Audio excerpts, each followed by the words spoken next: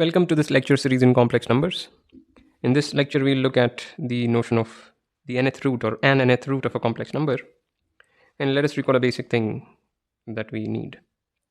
So suppose we have theta and phi real numbers, think of them as angles. And suppose we have this equality, which is just saying that cos theta is cos phi and sin theta is sin phi. Then this equality happens if and only if the difference between theta and phi is an integer multiple of 2 pi. Right? So this is very easy to prove, and I leave that to you. And now let us look at the notion of nth roots. So suppose we have a real number r and some positive integer n, then an nth root of r is defined as is any real number is a real number s such that s to the n equals r. So that's the definition. For example, if let's say r equals 4 and n equals 2, so we are asking for the second root of 4 or a second root of 4, which is also called square root. So then we see that s has two possibilities. S could be equal to plus 2 or minus 2. So nth roots are not necessarily unique. If, for instance, you have, well, I should say nth real root of r, not just nth root of r. This is supposed to be nth real root of r. Right, so we are defining nth real roots. So if I have r equals 4 and n equals 2, then the second real roots of r are equal to plus 2 and minus 2. And if we had a negative number here and n equals 2, then there is no second real root, because if you square a real number, you'll always get a positive real number or a non-negative real number. All right. So I'm sure we are familiar with this notion. And let me note something. So if r is a positive real, then for any positive integer n, there is a unique positive nth root of r.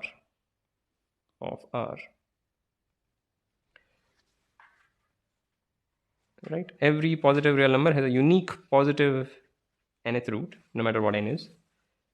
And this is denoted by this expression or by that. Right? So the positive nth root is denoted by this notation. So we will use this notation basically. Great. Now we define an nth root of complex numbers. So fix a complex number z0 and some positive integer. Then an nth root of z0 is a complex number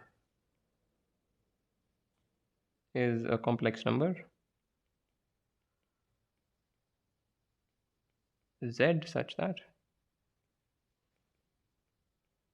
z to the n equals z0. So it's the same definition, it's just that we have extended the domain to all complex numbers. Previously we were just asking for real roots, now we are asking for any root, and it's implicit that we are asking for complex nth root. When we say nth root, we just mean complex nth root. Okay. All right. So suppose we have a non-zero complex number, then we will show that there exist exactly n distinct nth roots of the given complex number. Right? So every non-zero complex number has exactly n distinct nth roots. This is in contrast with nth real roots. If you have any non-zero real number, then it can have at most two distinct real roots, real nth roots. But in the complex plane, you get exactly n. All right. So the proof is very simple.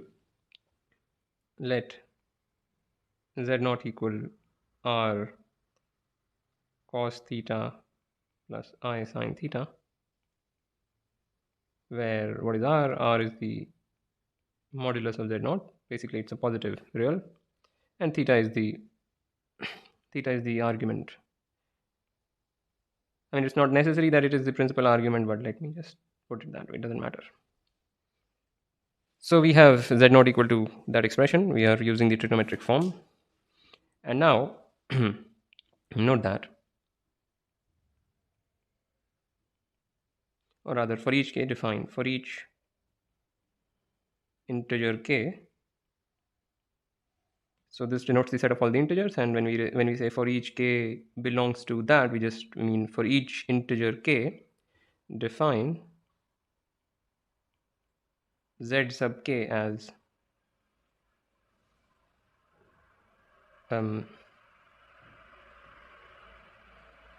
this times cos of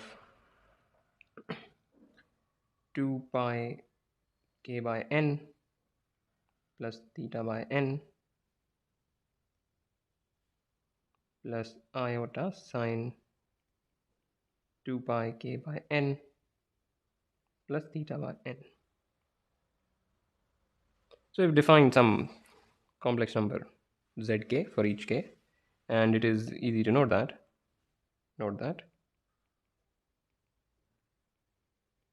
zk to the power n equals z naught for all integers. Okay. So we have created a list of nth roots of the given complex number z naught. And now if suppose if let me use let's say z equals s cos phi plus I sin phi is an nth root of z naught, where again s is some positive real. So suppose you have some nth root and it obviously looks like this for some positive s and some angle phi, then what we have is s to the n must be equal to r, and cos n phi plus I sin n phi equals cos theta plus I sin theta. So why is that? Because z to the power n must be equal to z naught, and the modulus of z to the power n is s to the power n. The modulus of z naught is r, so the moduli must be equal. And similarly, this is the the angle part. So it's just these two equations are immediate from z to the n equals z naught. Okay, and this means s equals the unique positive nth root of r. And if we go to the recall, then this just means n phi minus theta is some integer multiple of 2 pi for some integer k, which implies again s equals that much, and phi is theta by n plus, let me write it the other way, it's 2k pi by n plus theta by n for some integer k. So in other words, thus z equals zk for some integer k. So what we have shown is that these are precisely all the nth roots. Each of these zk's are nth roots of z naught, and these are precisely the nth roots. That's what we just showed. And now it's just to show that there are exactly n distinct roots, we need to show that this list, as k varies over all integers, this just gives you only n distinct answers, even though it looks like it gives you infinitely many answers because there are infinitely many integers, but this actually cycles around. So this part is fixed, only this part is varying with k. But you can easily check that. It only gives you distinct answers for k equals 0, 1 to up to n minus 1. If you just take the values of zk corresponding to these integers, those are all the distinct values, and after that it just repeats periodically. So zn equals z0, zn plus 1 equals z1, and so on. So there are exactly n distinct nth roots of z0. I leave you to beat down all the remaining details. All right, so that's a very basic fact in complex numbers. And now let's do one example. Even though this trigonometric way of proving the existence of exactly n distinct roots, and even in fact we can write down what those roots are, this is very useful. But when we are given something in a non-trigonometric way, let's say this complex number, and we want to find square roots of it, meaning second roots of it, then converting this into trigonometric form and then using this formula and then writing the corresponding thing again in non-trigonometric form, that can be cumbersome. So it is useful to, or helpful to, just do it directly. And square roots can be found out this way. Cube roots and higher things will be of more, more nuisance. But let us just do square roots. So what we want to do is we want to find z such that z square equals minus 3 plus 4i. We know by the previous work that there are exactly two such z's, and we will find both of them. So say z equals x plus iy, then z square is what? Z square is x square minus y square plus 2 iota xy. Yeah, or let me write it as iota 2xy. Great. So what we want to do is equating real and imaginary parts. We are trying to solve for these equations. Right? This is what we want to do. So now here's the thing. X square plus y square whole square. I mean, I'm just doing it in some trick way. This is not necessarily the only way to do it. This thing whole square plus 4 x square y square. So just verify this identity, and this gives us, if we substitute this value from here, this is minus 3 square plus 4 times 4 square, or rather this is 4, just 2xy whole square, so this is just 4 square. This is the square of that, and hence it is just 4 square. So this is equal to 25, and hence x square plus y square whole square